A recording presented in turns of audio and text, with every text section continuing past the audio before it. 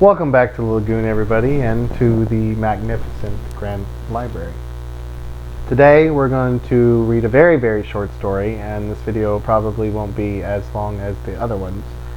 And we're going to be reading Celephais. It is a fantasy story by H.P. Lovecraft, written early in November 1920 and first published in the May 1922 issue of The Rainbow.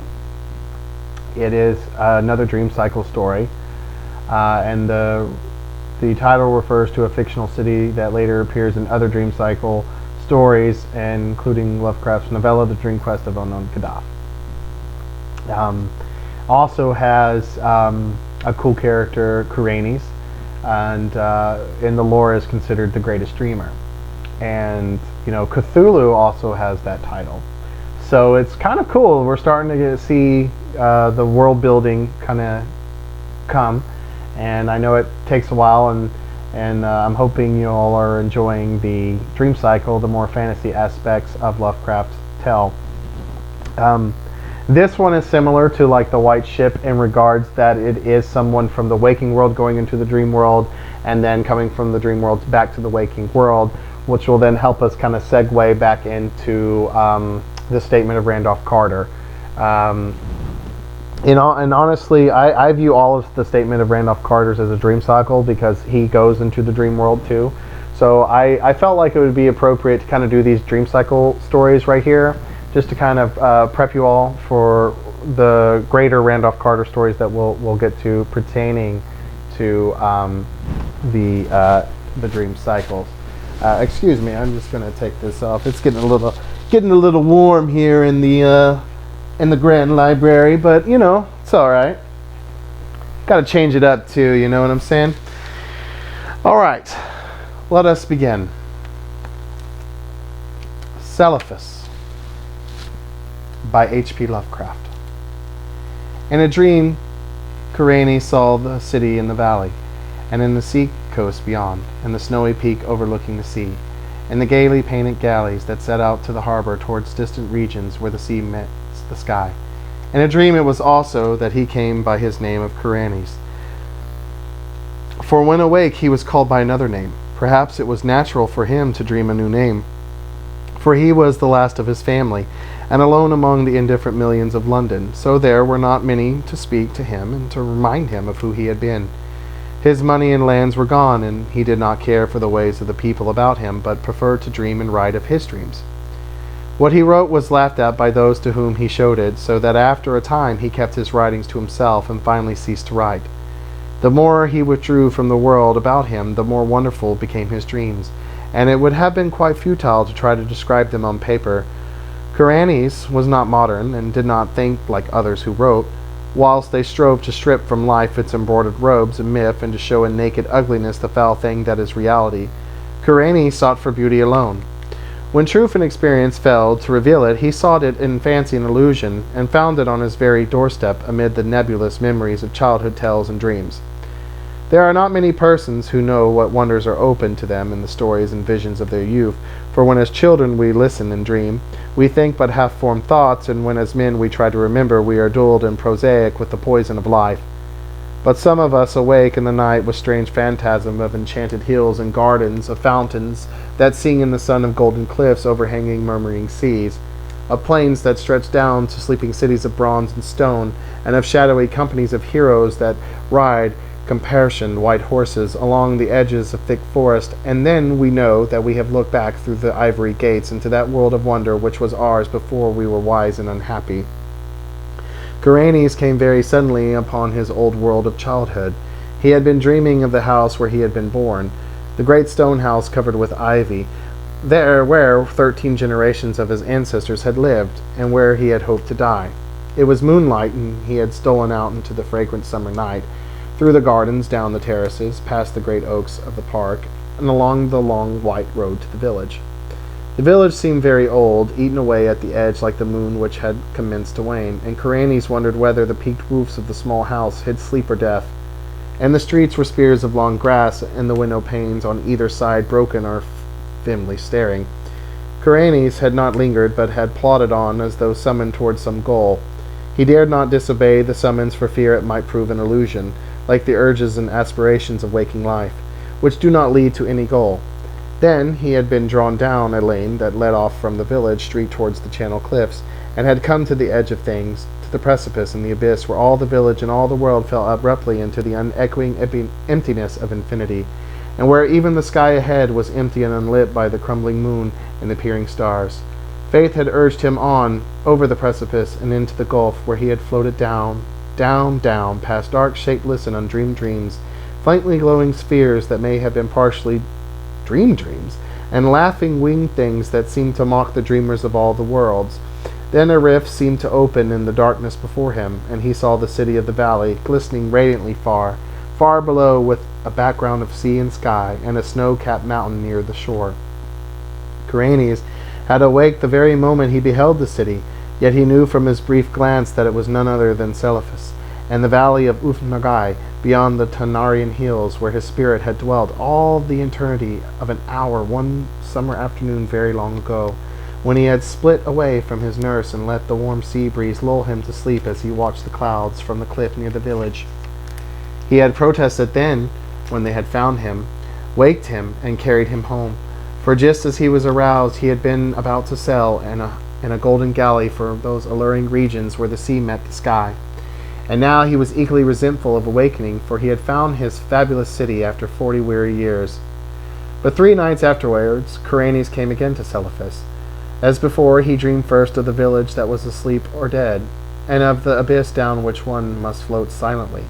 Then the rift appeared again, and he beheld the glittering minarets of the city, and saw the graceful galleys riding at anchor in blue harbor, and watched the ginkgo trees of Mount Aran swaying in the sea breeze. But this time he was not snatched away, and like the winged being settled gradually over a grassy hillside, till finally his feet rested gently on the turf. He had indeed come back to the valley of Ufnagai and the splendid city of Celephais. Down the hill, amid scented grasses and brilliant flowers, walked Caranes over the bubbling Naraxa, on the small wooden bridge where he had carved his name so many years ago, and through the whispering grove to the great stone bridge by the city gate. All was of old, nor were the marble walls discolored, nor the polished bronze statues upon them tarnished, and Caranes saw that he need not tremble, lest the things he knew be vanished. For even the sentries on the ramparts were the same, and still as young as he remembered them. When he entered the city, past the bronze gate and over the onyx pavements, the merchants and camel drivers greeted him as if he had never been away, and it was the same as the turquoise temple of Nath Horthoth, where the orchid-weathered priest told him that there is no time in Ufnagai, but only perpetual youth. Then Caranes walked through the street of pillars to the seaward wall, where gathered the traders and sailors and strange men from the regions where the sea meets the sky. There he stayed long, gazing out over the bright harbor where the ripples sparkled beneath the unknown sun, and where rode light the galleys from far places over the water. And he gazed also upon Mount Aran, rising regally from ashore, its lower slopes green with swaying trees and its white summit touching the sky. More than ever Caranes wished to sail in a galley to the far places of which he had heard so many strange tales, and he sought again the captain who had agreed to carry him so long ago.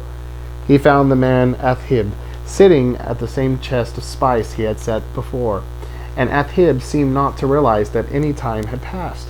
Then the two rowed to a galley in the harbor, and, giving orders to the oarmen, commenced to sail out into the billowy Cyrenian Sea that leads to the sky.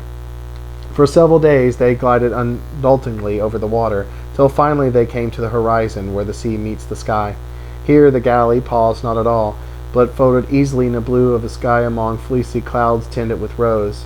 And far beneath the keel Caranes could see strange lands and rivers and cities of surpassing beauty, spread indolently in the sunshine which seemed never to lessen or disappear.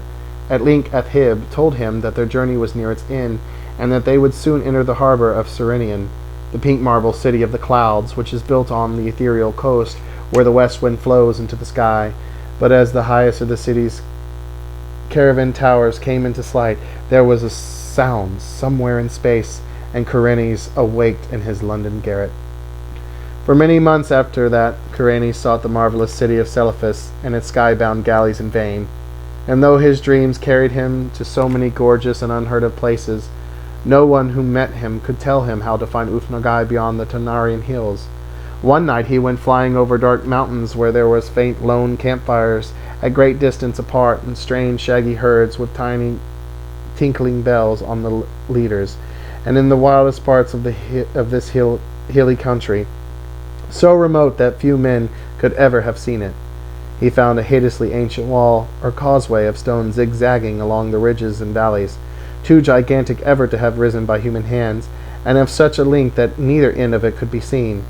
Beyond that wall in the grey dawn he came to a land of quaint gardens and cherry trees, and when the sun rose he beheld such beauty of red and white flowers, green foliage and lawns, white paths, diamond brook, blue lacklets, cavern bridges, and red-roofed pagodas, that he for a moment forgot Celephais in sheer delight.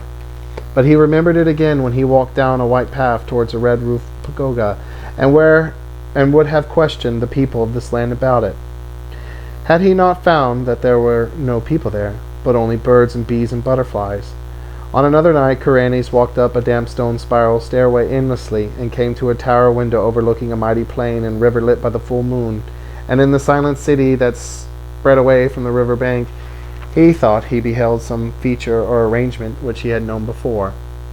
He would have descended and asked the way to Orphnagai had not a fearsome aurora sputtered up from some remote place beyond the horizon, showing the ruin and antiquity of the city, and of the stagnation of the reedy river, and the death lying upon that land, as it had lain since King Canarthalus came home from his conquest to find his vengeance of the gods.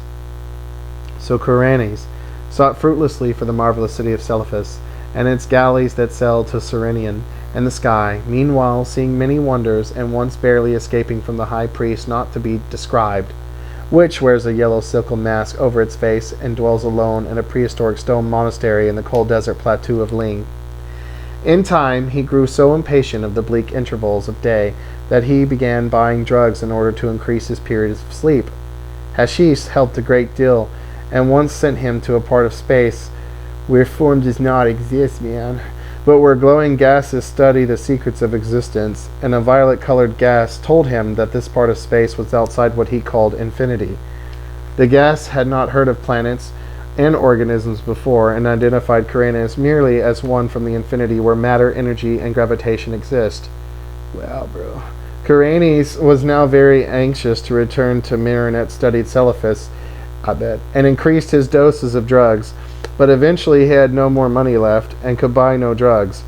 Then one summer day he was turned out of his garret, and wandered aimlessly through the streets, drifting over a bridge to a place where the houses grew thinner and thinner. And it was there that fulfillment came, and he met the cordage of knights from Celephais to bear him thither forever. Handsome knights they were, astride roan horses, and clad in shining armor, with tabards of cloth of gold curiously emblazoned. So numerous were they that Ceranis almost mistook them for an army, but they were sent in his honor, since it was he who had created Orphnagai in his dreams, on which account he was now to be appointed its chief god for evermore. Then they gave Ceranis a horse, and placed him as the head of the cavalcade, and all rode majestically through the downs of Surrey and onward towards the region where Ceranis and his ancestors were born. It was very strange, but as the riders went on, they seemed to gallop back through time. For whenever they passed through a village in the twilight, they saw only such houses and villagers as courier of men before him might have seen, and sometimes they saw knights on horseback with small companies of retainers. When it grew dark, they traveled more swiftly, till soon they were flying uncannily as if in the air. In the dim dawn they came upon the village which Ceranis had seen alive in his childhood, and asleep or dead in his dreams. It was alive now, and early villagers curtized as the horsemen clattered down the streets and turned off into the lane that ends in the abyss of dreams. Ceranis had previously entered that abyss only at night, and wondered what it would look like by day, so he watched anxiously as the column approached its brink. Just as they galloped up the rising ground to the precipice of golden glare, came somewhere out of the west, and hid all the landscape in effulgent draperies. The abyss was a seething chaos of rosette and cerulean splendor, and invisible voices sang exultantly as the nightly entourage plunged over the edge and floated gracefully down past glittering clouds and silvery crustaceans. Endlessly down the horsemen floated, their chargers pawing the aether as if galloping over golden sands, and then the luminous vapors spread apart to reveal a greater brightness, the brightness of the city of Celephais, and the sea coast beyond, and the snowy peak overlooking the sea, and the gaily painted galleys that sail out of the harbor towards distant regions where the sea meets the sky. And Kuranes reigned thereafter over Ufnagai and all the neighboring regions of Dream, and held his court alternately in Celephais and in the cloud-fashioned Cyrenian.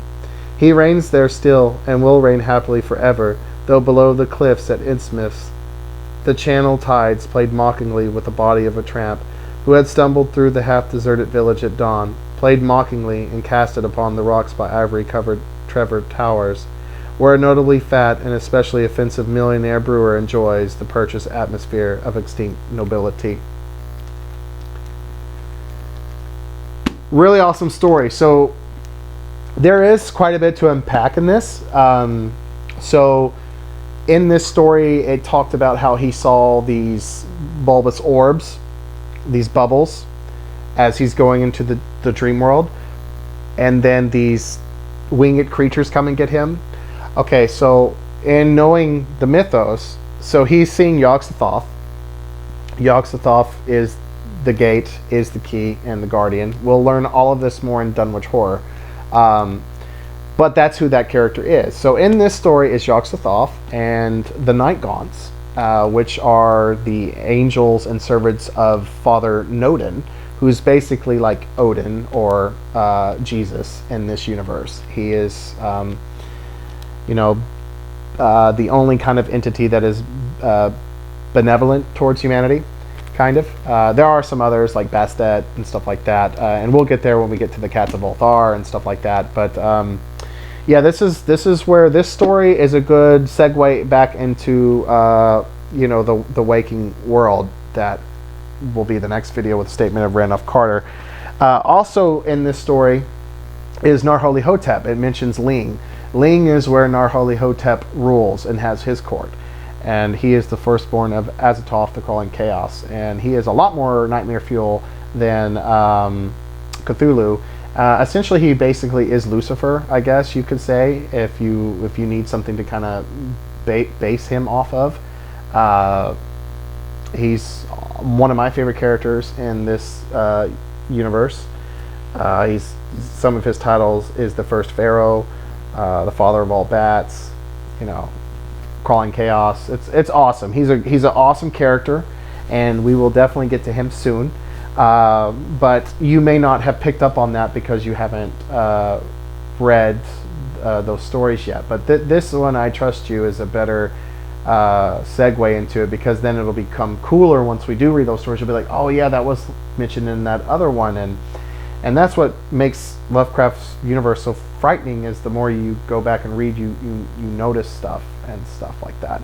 And it's cool how, too, he's from London, but yet it strongly alludes that he dies and he falls in the Innsmouth harbor, and that's cool. So this one really is a big world building piece, and we see that humans, although Lovecraft views us as insignificant in this universe, in the dream world we have power. Like we can. It's almost like he's still dead, but it talks about how he is forever in the dream world.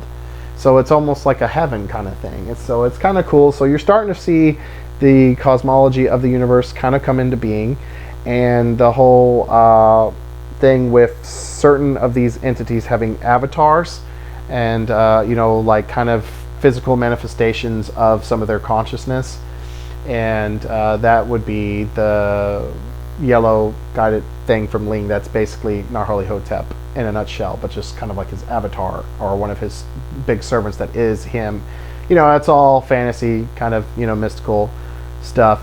I also love the fact that he's like 420 blazing it and just getting like, I'm stuck to this gas and space, bro, and he's telling me I'm like matter and consciousness, and like, dude, like, I saw the city and the sky, bro. I'm trying to get there again, bro. I need more, bro. I need it, dude. I need some Hessis, bro. We're gonna get there, bro. You gotta shot of the dream world, bro. Yeah. And then he like just dies, like, so Lovecraft was very anti-drug and anti-drinking. So I guess if you enjoy that, watch out, bro. You're gonna drown in the waters, seeing mystical cities, stuff like that. anyways, I couldn't resist kind of putting in like I bets and stuff in the thing. You know, I try to make these fun and enjoyable and entertaining for you all. And I'm not gonna lie, I probably butchered a lot of the fantasy names in this kind of stuff because you know it's hard to read. I'm just gonna be honest. You know, no, I'm just kidding. Anyways, I think that'll call it for this video. I don't really know what else more to add on it. Although, you know, honestly,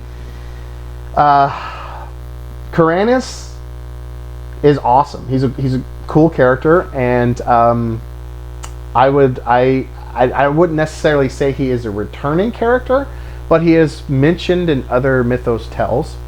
And you know, in this story, you can see that he's a very powerful dreamer, and Lovecraft will end up actually giving certain characters the title of arch dreamer, to where, you know, most people have to go in through a specific legalistic way into this dream world, but some can just go into it at will and go to whatever places, which is cool, and they're known as arch dreamers. And you'll notice that these arch dreamers are always met by either Yog-Sothoth or Naharli-Hotep, which is kind of cool and kind of positions, you know, you might want to be careful how you dream at night, you know. So anyways, I hope you enjoyed this tell. The next one will be the re-recording of the Statement of Randolph Carter. So I hope you've got two kind of new, or I guess three new audiobooks from me today. And like I said, it's going to be a lot of content all released at once, and maybe one more new video, and then from there once a week. And I did discuss, talked about how I was going to do maybe a Christmas video. Lovecraft, I do believe, has a couple of poems about Christmas, so I'll definitely read those. And we will finish it with The Festival, which is a horror Christmas story, or it takes place during the winter solstice. So that's, I love that story. I would love to read that because I think time frame, it kind of takes place after the tomb in Dagon. But, you know, excuse me. I feel like that would be a better Christmas episode. So we're going to wait for Christmas for that. So I might upload it on Christmas Eve. So look out for that, and you can enjoy it on Christmas Eve or Christmas or what have you. And then I will do a special New Year's audiobook as well. It might not be Lovecraft. It may be Lovecraft. It may be another author. So either way, I hope you stick around and come to the Grand Library as often as you want. We have plenty of books here for you to check out. There's a whole bunch of bookcases over here that I could show you, but due to legalistic reasons, I am only allowed to show this part of the Grand Library. I know I'm Gill-boy, right? But like, you know, sometimes, you know, my dad sometimes, you know what I'm saying? Like, you know, he's kind of picky about the Lagoon, you know. We don't want him to go all Revenge of the Creature. Although I kind of do. That's a great film. But anyways, I'll see you on my next video, and we can hang out with Randolph Carter again. So let's do it.